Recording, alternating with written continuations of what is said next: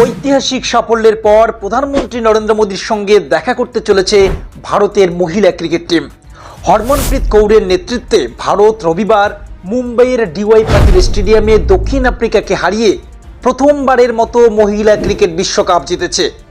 প্রধানমন্ত্রীর দপ্তর থেকে ইতিমধ্যেই পাঠানো হয়েছে আনুষ্ঠানিক আমন্ত্রণ। আগামী 5ই নভেম্বর দিল্লিতে প্রধানমন্ত্রী মোদীর সঙ্গে সাক্ষাৎ করবেন আমাদের এই চ্যাম্পিয়ন মেয়েরা। সোমবার বিহারের এক জনসভায় মোদী বলেন, ভারতের মেয়েরা শুধু মাঠে নয়, ইতিহাসের পাতায় জায়গা করে নিয়েছেন।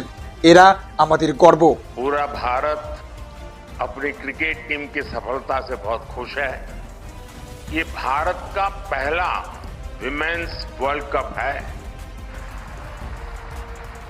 मैं हमारी विमेन क्रिकेट टीम को बहुत बहुत बधाई देता हूं।